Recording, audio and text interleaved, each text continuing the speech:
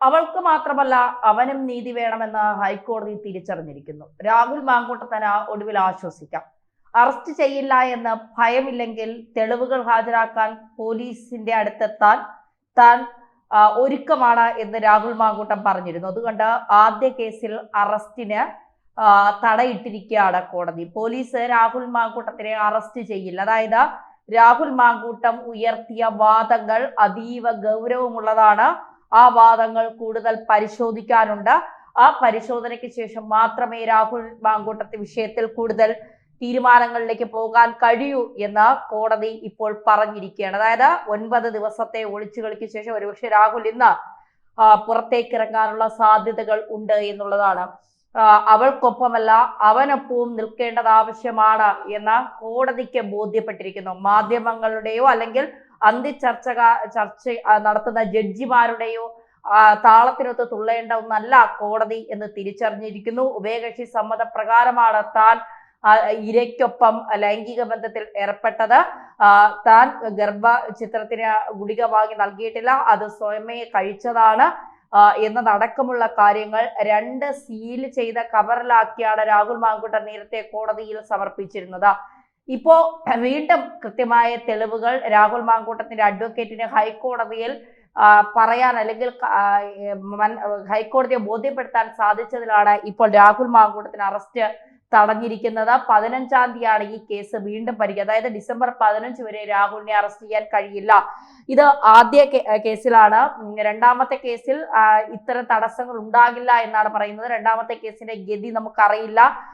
പെൺകുട്ടിയുടെ മൊഴി എടുത്തിട്ടുണ്ട് എന്നാണ് അറിയാൻ സാധിക്കുന്നത്. എന്തായാലും SITയോട് ഹൈക്കോടതി കേസ് ഡയറി ഹാജരാക്കാൻ പറഞ്ഞിട്ടുണ്ട്. SITയോട് റിപ്പോർട്ട് തേടിയിട്ടുണ്ട് ഹൈക്കോടതി. രാഹുലിന്റെ തിരിച്ചടി എന്നൊക്കെ പറഞ്ഞാണ് കഴിഞ്ഞ ദിവസങ്ങളിലൊക്കെ വലിയ വാർത്തകൾ ഉണ്ടായിരുന്നത്. രാഹുലിന് തിരിച്ചടി, രാഹുലിന് ജാമ്യമില്ല, രാഹുൽ ജയിലിലേക്ക് തന്നെ കർണാടകയിലേക്ക് കടന്നു, ബാംഗ്ലൂരിലേക്ക് പോയി, ബാംഗ്ലൂരിന്റെ ഉൾപ്രദേശങ്ങളിലേക്ക് രാഹുൽ കടക്കുന്നു. ചില ചാനലുകൾ റൂട്ട് മാപ്പ് വരെ ഉണ്ടാക്കി, രാഹുൽ എങ്ങോട്ടാണ് പോകുന്നത് എന്നുള്ളതിന്റെ റൂട്ട് മാപ്പ് വരെ ഉണ്ടാക്കി റേറ്റിംഗ് കൂട്ടാൻ വേണ്ടി നടത്തിയ ചില ചാനലുകൾ ഉണ്ട്. അത്തരം ചാനലുകൾക്കൊക്കെയുള്ള തിരിച്ചടിയാണ്. കാരണം ഒരുപാട് കാര്യങ്ങൾ, ഒരുപാട് വിഷയങ്ങൾ കേരളത്തിൽ ചർച്ച ചെയ്യപ്പെടാനുള്ളപ്പോൾ ഒരു ഗർഭം കലക്കലും ഗർഭചിത്രവും ഒക്കെയായി രംഗത്തെത്തുന്നു. ഇതുവരെ ഇല്ലാത്ത പരാതികളുമായി പരാതിക്കാർ ഓരോരുത്തരായി എത്തുന്നു. രാഹുൽ മാങ്കൂട്ടം തന്നെ ഡൽഹി യാത്രക്കിടയിൽ ഒരുമിച്ച് പോകാം എന്ന് പറഞ്ഞ് വിളിച്ചതുവരെ വലിയ തരത്തിൽ വാർത്തകളായി.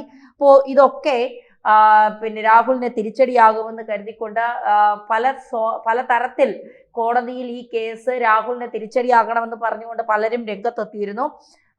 രാഹുലിനോടൊപ്പം നിന്നുകൊണ്ടല്ല ഇത് സംസാരിക്കുന്നത്. അവൾക്ക് നീതി വേണം, ഉഭയകക്ഷി സമ്മതപ്രകാരമുള്ള ലൈംഗിക ബന്ധം കുറ്റകരമല്ല എന്ന് കോടതി തന്നെ പറഞ്ഞിരിക്കുന്നതിന്റെ അടിസ്ഥാനത്തിൽ രാഹുലിനും നീതി വേണം, ഇരയ്ക്കും നീതി വേണം, അവനൊപ്പവും നിൽക്കണം, അവൾക്കൊപ്പവും നിൽക്കണം. തീർച്ചയായിട്ടും ഒരു ജനപ്രതിനിധി ചെയ്യേണ്ട കാര്യങ്ങളല്ല രാഹുൽ മാങ്കൂട്ടത്തിന്റെ ഭാഗത്തുനിന്ന് ഉണ്ടായിരിക്കുന്നത്. പക്ഷേ മറ്റവർ ചെയ്തു, അതുകൊണ്ട് രാഹുലിനും ഇത് ചെയ്തുകൂടെ എന്ന് ചോദിക്കുന്നതിലൊന്നും അർത്ഥമില്ല.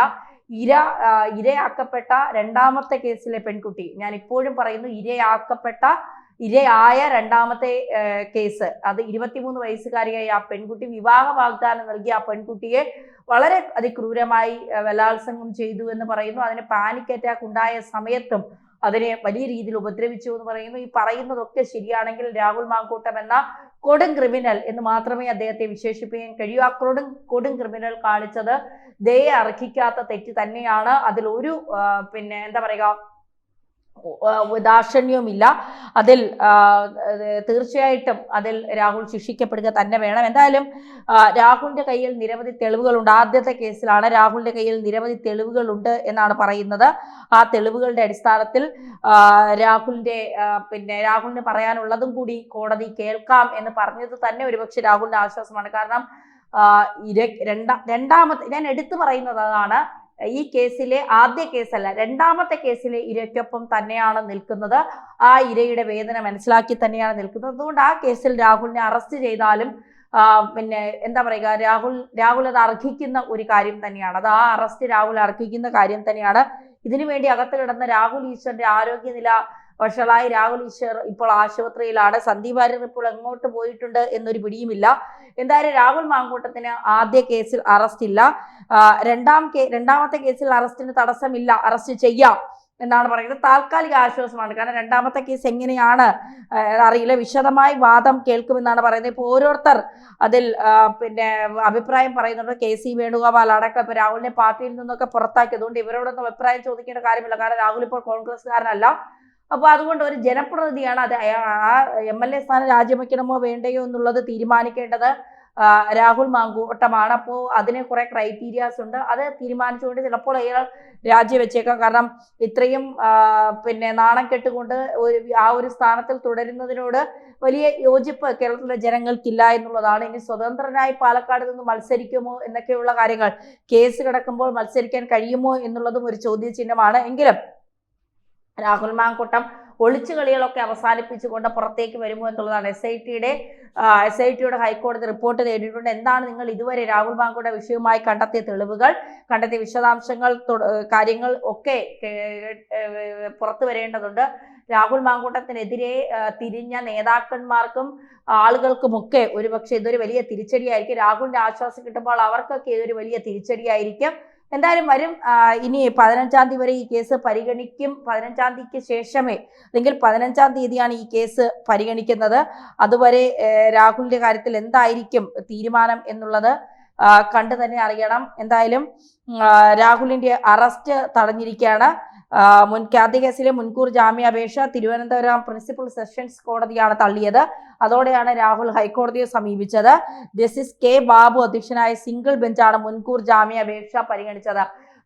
തീർച്ചയായിട്ടും അന്ന് കേസ് തള്ളിയപ്പോൾ തന്നെ രാഹുലിന് ജാമ്യം കിട്ടും എന്നുള്ളത് പലരും പറഞ്ഞിരുന്നു. പല ഉന്നതരായ അഭിഭാഷകരും മുതിർന്ന അഭിഭാഷകരും ഒക്കെ പറഞ്ഞിരുന്നു. അതിൽ ഇപ്പോൾ ഒരു ജാമ്യം കിട്ടുന്ന തരത്തിലേക്ക് അറസ്റ്റ് തടഞ്ഞിരിക്കുന്നു. കേസ് 15-ാം തീയതി പരിഗണിക്കും. അപ്പൊ തീർച്ചയായിട്ടും അറസ്റ്റ് ഉണ്ടാകില്ല എന്നുള്ളത്. ഇനി അടുത്ത കേസ് FIR തയ്യാറാക്കി അത് കോടതിയിൽ ഹാജരാക്കി ആ കേസിൽ കോടതി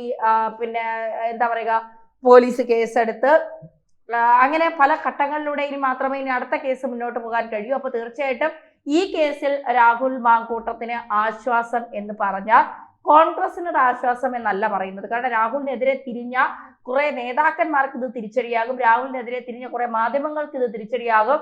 രാഹുലിന് ഇത് ആശ്വാസമാകുമ്പോൾ രാഹുൽ മാളത്തിൽ നിന്ന് പുറത്തു വരുമോ, കൃത്യമായ കാര്യങ്ങൾ പോലീസ് സ്റ്റേഷനിൽ അറിയും. ഇതുവരെ അതിജീവിതയെ അധിക്ഷേപിക്കുന്ന തരത്തിലോ അതിജീവിതയെ മോശപ്പെടുത്തുന്ന തരത്തിലോ ഒരു കാര്യവും രാഹുൽ മാങ്കൂട്ടം പറഞ്ഞിട്ടില്ല. തെളിവുകളടക്കം അടച്ചിട്ട മുറിയിലാണ് വാദം കേൾക്കണമെന്ന് രാഹുലിൻ്റെതായിരുന്നു ആവശ്യം. അതേ ആവശ്യം തന്നെ പരാതിക്കാരിയും പറഞ്ഞിരുന്നു.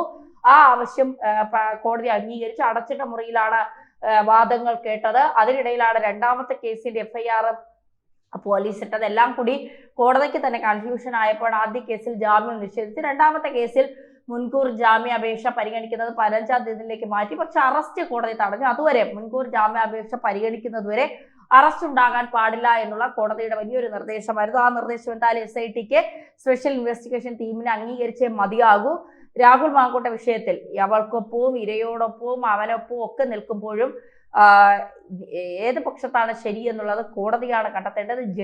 ന്യായാധിപൻ, അതായത് മാധ്യമങ്ങളല്ല ജഡ്ജിമാർ, മാധ്യമങ്ങളല്ല വിധികർത്താക്കൾ, മാധ്യമങ്ങളല്ല ഇതിൽ ഒന്നും പറയേണ്ടത്, കോടതിയാണ്. ആ കോടതി പറഞ്ഞിരിക്കുന്നു രാഹുലിന്റെ എതിർഭാഗത്തെ വാദങ്ങൾ ഗൗരവമായി തന്നെ പരിഗണിക്കണം, ഗൗരവമായി തന്നെ അത് കേൾക്കണം, ഗൗരവമായി തന്നെ അത് മുന്നോട്ട് കൊണ്ടുപോകണം. അതുകൊണ്ട് തൽക്കാലം രാഹുൽ മാങ്കൂട്ടത്തിന് ആശ്വസിക്കാം, അറസ്റ്റ് ഉണ്ടാകും.